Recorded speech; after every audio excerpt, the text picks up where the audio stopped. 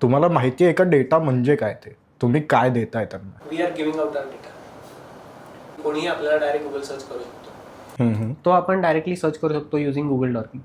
Double quotes टाका, त्या double कोट्सच्या मध्ये तुम्हाला जो सर्च करायचा आहे, ज्या व्यक्तीबद्दल किंवा ज्या कन्सेप्टबद्दल टाकायचं आहे, आपण डायरेक्ट सर्च केलं तर तिथे तो स्पेसिफिक सर्चमध्ये त्या कीवर्डनुसार येतो. That is how Google dorking works, which will cut down all the other irrelevant Google searches आणि आपल्याला स्पेसिफिक गोष्टी मिळतात तिथून.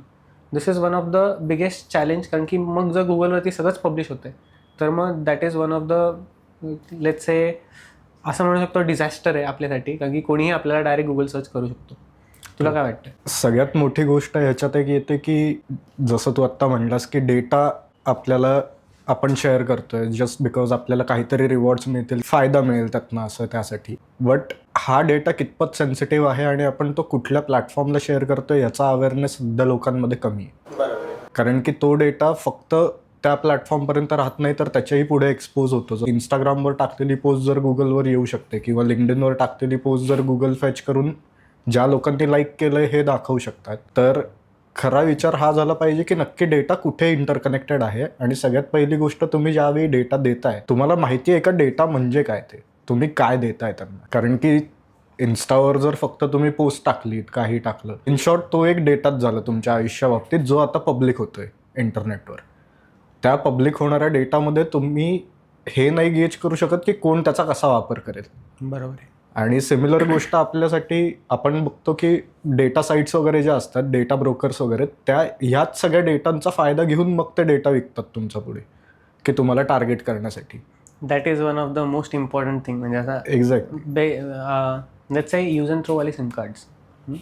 लोक टेम्पररी सिम कार्ड्स तर घेतात, पण ते सिम कार्ड्स ॲक्च्युअलमध्ये खरंच कोणी यूज केलेले आहेत किंवा काय आहेत, नंबर्स कसे आहेत, कुठे काय फिरला जातो जो डेटा, हे कोणालाच माहिती नसतं. रँडमली आय विल से की तुम्हाला ना असे टपऱ्या भेटू शकतात जिथे ते तुम्हाला सिम कार्ड्स अवेलेबल करून मिळतात लगेच 2 मिनिटात, की बाबा चला तुम्हाला फ्री डेटा देतो थोडासा, एवढ्याशा ह्याच्यामध्ये मी तुम्हाला हे देतो. You are giving out your information. Aadhaar कार्डला लिंक काय असतं? पॅन कार्डला फोन नंबर आणि ईमेल. सो आपण इंटरकनेक्टेड आहोत त्या डेटामध्ये. ईमेलचा ॲक्सेस गेला तर ऑब्व्हियसली आपला लोकेशन, मोबाईल डिव्हाइस, कुठे होतो, काय खात होतो, कुठे चाललो होतो, सगळं आपल्याला रिव्हील होतं गुगलच्या अकाउंटने. आता सेम थिंग गुगलवरती आलो आहोत आपण, तर गुगलचे जी प्रायव्हसी सेटिंग आहे, जर कोणी माय अकाउंट गुगलवरती जर गेलं कधी, तर तिथे प्रायव्हसी नावाचा कन्सेप्ट आहे. ॲज वेल ॲज दॅट त्याच्या खाली थर्ड पार्टी ॲप्सचे परमिशन्स हे कोणीच बघत नाही. सो ते जर बघितले ना तर पहिलेच आहे पर्सनलाइज्ड सर्च ऑन असते, वेब ॲक्टिव्हिटी ऑन असते, बाकीच्या थर्ड पार्टी ॲप्लिकेशन्सला डेटा शेअरिंग ऑन असतं. हे बाय डिफॉल्ट इंडियामध्ये सेट आहे. कुठलंही नवीन गुगल अकाउंट ओपन केलं तरी बाय डिफॉल्ट इंडियामध्ये हे बटन्स ऑन असतात. ही अशी प्रायव्हसी पॉलिसी का बरं नाही आहे इंडियामध्ये, जी ॲक्च्युअलमध्ये इम्प्लिमेंटेड आहे. आता मी बाहेरच्या देशांमध्ये गेलो ना, त्यांच्याकडे ना त्यांचा फोनचा डेटा, त्यांची फोनचं लोकेशन पहिल्यापासून टर्न ऑफ असतं, because they have strict policies. आणि त्याच्यानुसार त्यांचा फोन म्हणा, लॅपटॉप म्हणा, कुठलाही डिव्हाइस म्हणा, it does not share data. But इंडियामध्ये तसं नाही आहे. We are giving out our data. Exactly ना. प्रॉब्लेम तिथेच येतो की ज्यावेळी आता ही खूप छोटी गोष्ट झाली की पर्सनलाइज सर्च वगैरे हे ऑन आहेत, पण त्या गोष्टींमुळे तुमच्या बाबतीत काय डिड्यूस केलं जातं. सो तसं बघायला गेलं तर डेटाचे 2 प्रकार असतात. जो आपण एक एक्सप्लिसिटली देतो डेटा आणि जो एक इम्प्लिसिट असतो. पर्सनलाइज सर्च हा बेसिकली तुमचा इम्प्लिसिट डेटा झाला. म्हणजे तुम्ही जे काय सर्च करताय त्याच्यावरनं गुगल डिराईव्ह करताय की तुम्हाला काय द्यायचं आहे, काय दाखवायचं आहे किंवा कुठले सर्च रिझल्ट्स द्यायचे आहेत तुम्हाला तुमच्या पुढे. ह्या गोष्टीमुळे तुम्हाला ते हा जो तुमचा डेटा असतो की तुम्ही काय विचारताय, काय सर्च करताय, काय गोष्टी बघताय, या सगळ्यांवरनं गुगल हा ते डेटा मार्केटिंगला शेअर करू शकतात. मार्केटिंग ज्यांना करायचं आहे, ज्या कंपन्यांना, कारण की त्यांना नवीन नवीन लोक पाहिजे असतात कस्टमर्स ॲक्वायर करायला म्हणा किंवा जे काही असेल. त्या लोकांपर्यंत डेटा हा विकला पण जाऊ शकतो किंवा तो त्यांना अवेलेबल पण होऊ शकतो.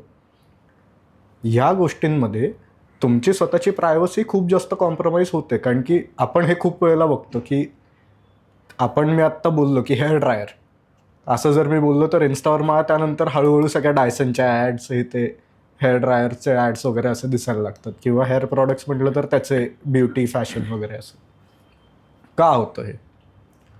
सो ह्याला Because एकच ते- रिझन आहे. Exactly constant monitoring exactly. जे होतं ते. That is made by Google. That's why the data is being shared with Instagram or any other application. So आपण गुगलवरती सर्च केल्या जे पर्सनलाइज वेब सर्चेस किंवा वेब ॲक्टिव्हिटी ऑन असते ना, that is unknowingly sharing all the data to all these applications. Exactly. आणि that is where this problem starts. So हा एक खूप मेजर मुद्दा आहे. यासाठीच इंडियामध्ये DPDP ॲक्ट आलेला आहे, विच विल बी इम्प्लिमेंटेड सून 2027मध्ये. आणि कंपनीजला मोर दॅन 25 करोड फाईन बसणार आहेत. आणि तिथे प्रत्येक सॉफ्टवेअरला स्पेसिफाय करावं लागणार की मी कुठे शेअर करतोय डेटा, स्पेसिफिकली कोणासोबत, असे चेकलिस्ट येणार आहेत. असं वेग आन्सर ते देऊ नाही शकत त्या सॉफ्टवेअरमध्ये. जर वेग आन्सर असतील तर ऑब्व्हियसली परत त्या कंपनीजला फाईन बसणार. So this is one of the factor which India is bringing. But still implementation त्याचं खूप हार्ड होणार आहे, कारण की ऑडिटिंग पार्ट खूप जास्त येणार आहे कंपनीजसाठी. So companies will be saying की यार मी सॉफ्टवेअर डेव्हलप करू का मी हे करू. जर त्यांनी प्रॉपर सर्टन नॉर्म्स फॉलो नाही केले सॉफ्टवेअर डेव्हलप करताना, they will definitely eventually get in trouble. Not just selling the software is the trouble. जो युजर आहे त्याच्याकडे कम्प्लीट पॉवर असेल, त्यांनी जर चूक केलं तर you will have to face the challenges. True. But या सगळ्या गोष्टींमध्ये मला एक सगळ्यात जास्त मोठा पॉईंट बोलावं असं वाटतं इथे, की लोकांना अजूनपर्यंत क्लॅरिटी नाही आहे की एक्झॅक्टली डेटा म्हणजे काय असतो आपला. बरोबर. बिकॉज मी तुला माझं नाव सांगितलं किंवा मी कुठल्या तरी ॲप्लिकेशनवर माझं नाव दिलं, लोकांना वाटतं की तोच फक्त डेटा जातोय.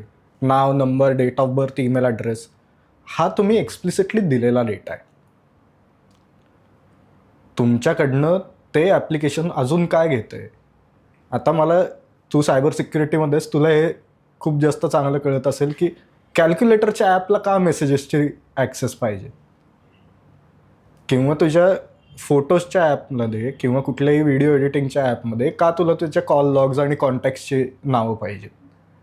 तू फक्त गॅलरीपुरता मर्यादित राहा ना. इवन दो जरी त्यांनी गॅलरीचा ॲक्सेस घेतला आणि गॅलरीमध्ये तुमचे सगळे फोटो ॲनालाइज केले, तरी तो त्याच्यातनं एक पॅटर्न काढू शकतो की ह्या माणसाला काय आवडतं, काय फोटोज आहेत याचे, हे ते. हे इम्प्लिसिट डेटाच ते ऑलरेडी घेऊन बसलेले आहेत आपल्याकडे. म्हणून मला सगळ्यात मोठी एक गोष्ट हीच वाटते की लोकांमध्ये अजूनही तो अवेअरनेस नाही आहे इंडियामध्ये की डेटा म्हणजे एक्झॅक्टली काय आणि तो कितपत घातक ठरू शकतो आपल्यासाठी जर आपण तो केअरलेसली हँडल केला तर. आणि हे मला वाटतं की फक्त कंपनीज नाही, बट इन जनरल लोकांमध्ये, लेमॅनसाठी कंपनीज थोड्याफार आता सिरियसली घ्यायला लागल्यात. जसं तू म्हणलंस की DPDP ॲक्ट येतोय आणि बाकीचे नॉर्म्स वगैरे सगळे फॉर्म होत आहेत आता. बट याच्यात लेमॅनसाठी किंवा त्यांना एज्युकेट करण्यासाठी बाकी असं काहीच साधन नाही आहे, किंवा कोणी आत्ता करतही नाही आहे ते, की एक्झॅक्टली का तुम्ही प्रोटेक्ट केलं पाहिजे तुमच्या डेटाला. त्यासाठी फक्त एकच सोल्युशन आहे, that is awareness of what we should be sharing. Exactly. But ह्याच्यामध्ये अजून एक सांगतो की इंडियामध्ये चलता है ची मेंटॅलिटी यूज करून जे लोक चालतात त्याच्यानेच हा प्रॉब्लेम क्रिएट होतो. So until unless we have some structured format की ॲक्च्युली आपल्याला लहानपणीपासून म्हणा किंवा आत्ता ह्या पॉईंट नंतर आपण एक थ्रेशोल्ड ठेवला की नाही, आता we will not be sharing any data, we will have our power on our data, कोणाला शेअर करतो काय नाही, तरच मग पुढे गोष्टी होतील. एक्झॅक्टली. नॉर्मल कम्युनिकेशनसाठी सुद्धा आउट ऑफ इंडिया कुठेही बघितलं ना, people tend to give user names but they will never give phone numbers और email addresses. So signal application म्हणा किंवा लेट्स से टेलिग्रामवरती वगैरे पण म्हणा, हे त्यांनी फीचर्स का आणले, त्याचसाठी आणले कारण की युजर नेम्स शेअर केलं तर ठीक आहे, but they will not be sharing the numbers किंवा हे. So that is how they are protecting the data. कोण युजर आहे, काय युजर आहे, ठीक आहे. त्याच्याने काही काही सायबर फ्रॉड्स होतात, that is different part. But still दोन्ही वेमध्ये खूप खूप भारी फीचर आहे हा, जो ॲक्च्युली मी इम्प्लिमेंट केलेला आहे. So this is also one of the solution. पण स्टील पीपल आले की ठीक आहे, होऊन जातं असंच. हो. आणि मेन प्रॉब्लेम येताना तिथेच येतो ना, की ज्यावेळी तू चलता ह्या ॲटिट्यूडमध्ये गेलास की तिथेच तुझी प्रायव्हसी संपली. एक्झॅक्टली.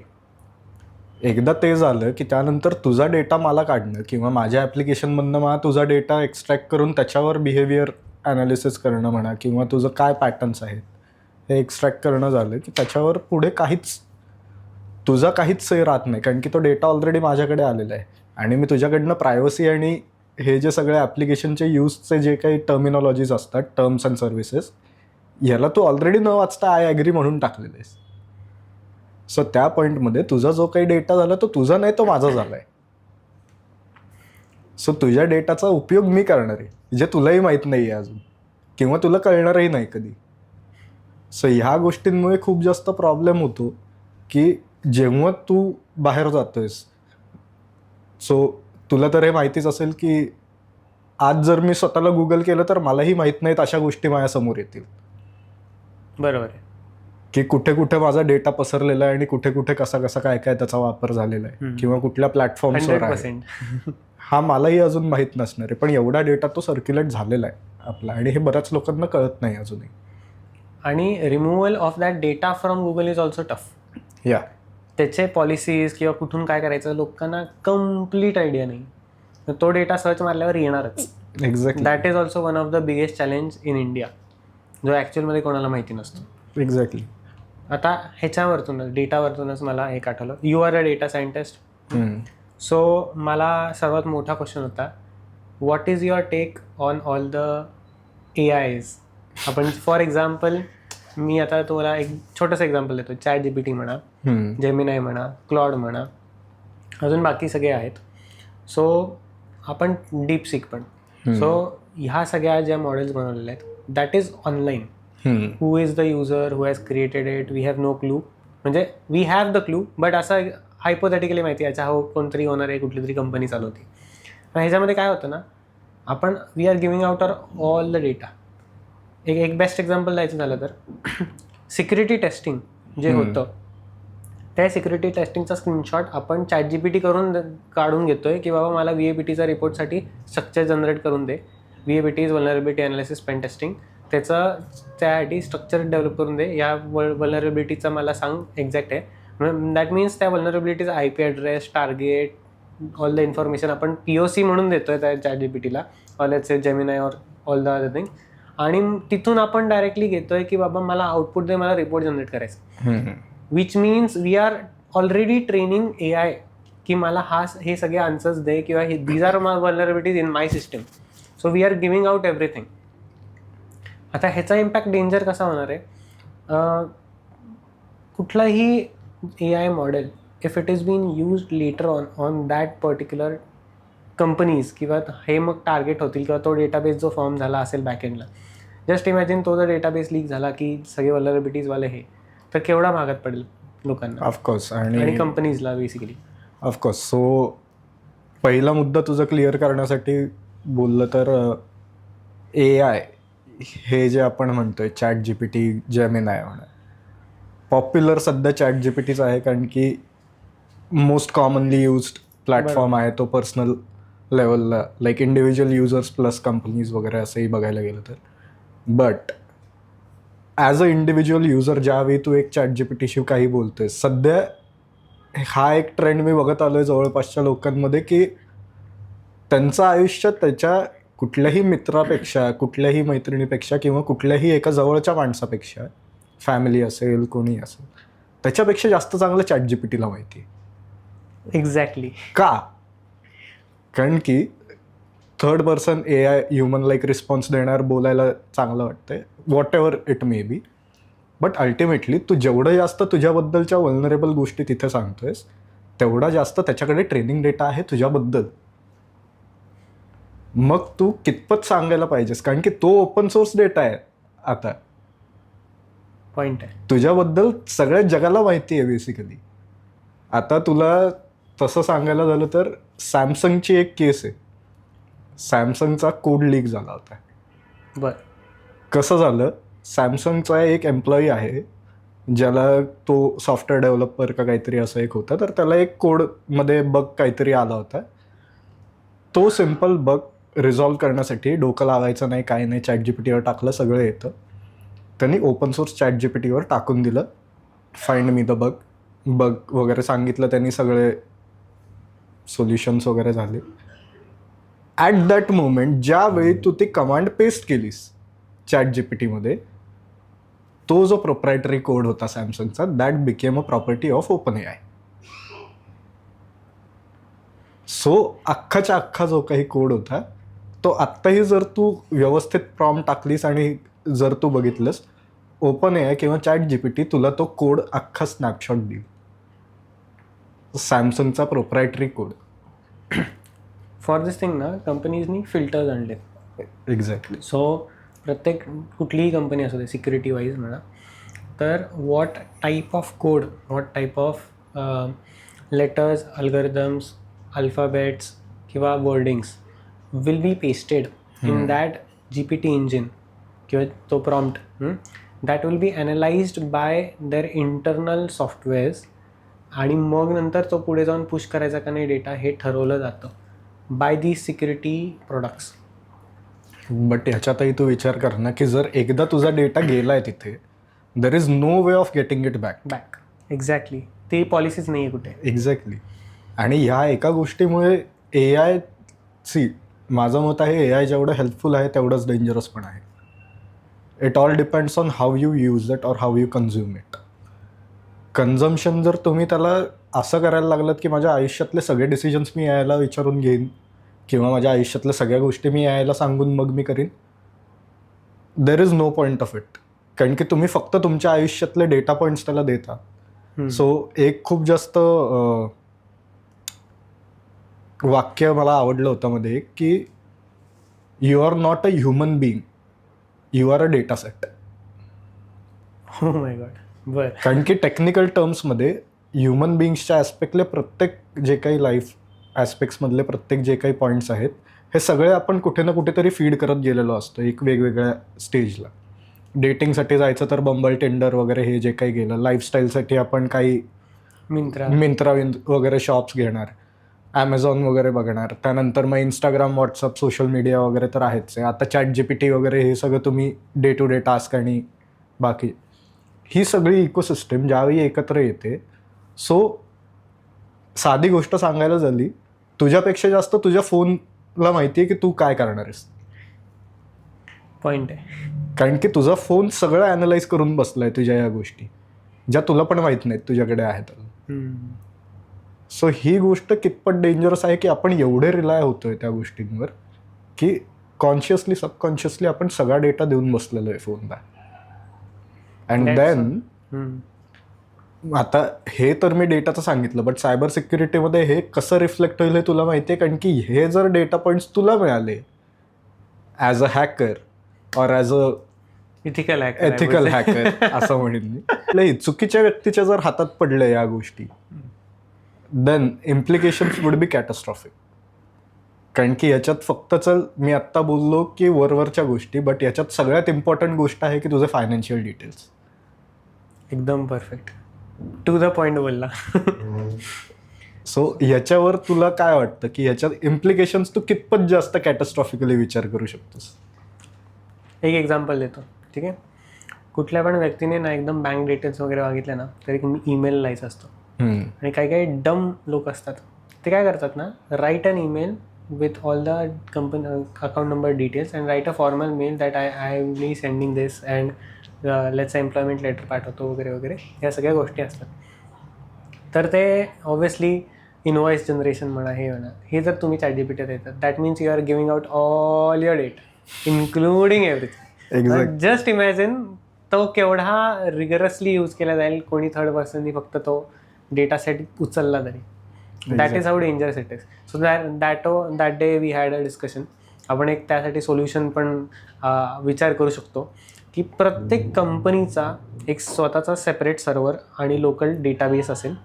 त्या डेटाबेसमध्ये तो local AIML system, for example system like ChatGPT will be deployed, आणि तो data set will be only running in that particular instance. That is one of the let's say biggest solution that we can create. But again for आता chat GPT, Gemini या सगळ्यांनी आता company wide instances द्यायला सुरुवात केली आहे की हां तुमचा डेटा जो असेल तो ह्याच इन्स्टन्समध्ये राहील, तो बाहेर नाही जाणार. आणि ते इन्स्टन्सेस वापरून वगैरे सगळं होतंय वेल अँड गुड की तुम्ही तिकडेच ठेवताय डेटा. बट मला असं वाटतं की तुम्ही जेवढा डेटा तिथे देताय ना, चॅट जीपीटी म्हणा किंवा जेमिनाय, कुठलंही AIML सर्व्हिस जी काही डिप्लॉयड असेल,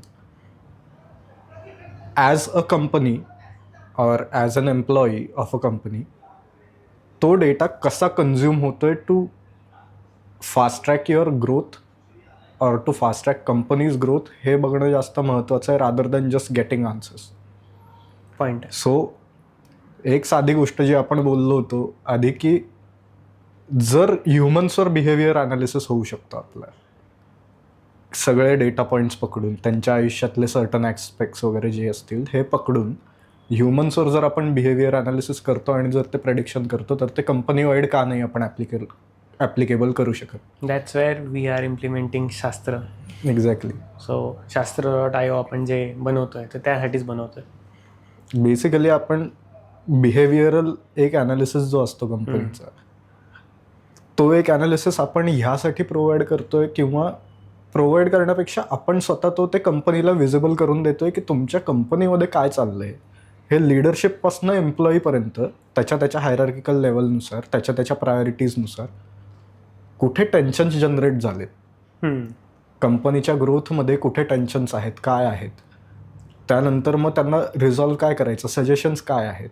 आणि याच्यावर मी फॉर अर्थ और फॉर शास्त्र सोल्युशन्स आत्ता आपण प्रोव्हाइड नाही करत आहे. आपण तुम्हाला एक सिस्टम देतोय की तुम्ही विचार कसा करा या गोष्टींवर. परफेक्ट. कारण की तुम्ही आता लेट्स से मला कंपनीमध्ये मला दिसतंय की माझा हायरिंग सीझन स्पाईक झाला, पण त्यानंतर माझी कस्टमर ॲक्विजिशन कॉस्टही तेवढीच वाढली. मग ते का झालं, या दोन्हीमधलं कोरिलेशन काय आहे, त्याच्यावर तू ॲक्शन काय घेतोयस as a leadership or as a CEO or a CTO or different leadership form or a board member. what do you expect from this particular action, तो डिसिजन लॉक करणं. So in data science term we call it as a hypothesis. Okay. So you present a hypothesis की इथे हे असं होणार आहे, ज्यामुळे असा इफेक्ट एक्सपेक्टेड आहे. Let your data reflect it. मग जर तुझा डेटा रिफ्लेक्ट होत असेल त्या हिशोबाने, तर तुझी कंपनी सिनोनमसली चालली आहे according to your goals, your values. Right. आणि मग तुमचे जे काही तुमचे गोल्स असतील ते तुम्ही लवकर अचीव्ह करू शकता if you work as a team. जर तुम्ही सायलोजमध्येच काम करत राहिलात आणि ॲनालाइज नाही केला तो डेटा Exactly. प्रॉपरली, किंवा let's say analysis for better growth, या तर मग इश्यू येऊ शकतो. हां. पण अगेन तिथे डॅशबोर्डिंग सारखं आपण काही, ते डॅशबोर्ड कंपनी कुठलीही जनरेट करून घेऊ शकते की dashboarding is completely different part. That can be developed by anyone. Exactly. पण analysis part is one of the game changer. Exactly. कारण की टेन्शन्स नाही कळणार तुम्हाला कुठे आहेत ते. कोर पॉईंट्स तुम्ही जोपर्यंत सोल्युशन काढत नाही त्याचं, तोपर्यंत तुमचं हायरार्की वरपर्यंत तुम्हाला ते बेटर स्ट्रक्चर मिळूच नाही शकत.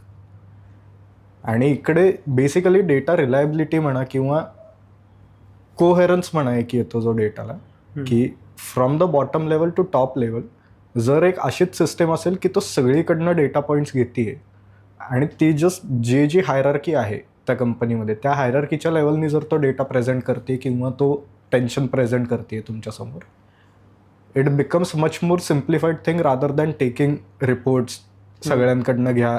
मग त्या रिपोर्ट्स बनवल्यामध्ये काही मॅन्युअल एरर्स झालेत का, किंवा ऑटोनॉमसली जरी जनरेट झाले असले तरी त्याच्यात काही कोड एरर्स वगैरे आलेत किंवा कसं काय आलं आहे, मग ती PPT बनवताना काहीतरी मिसटाईप झालं आहे. हे जे काही ह्युमन एरर्स आहेत तेही मिनिमाइज करून डायरेक्ट सोर्सपासून जर तुम्ही उचललात आणि तो जर अख्ख्या कंपनी वाईड जर त्याची ट्री फॉर्म केली, it can have much more better impact in terms of clarity, in terms of vision and in terms of executing your goals.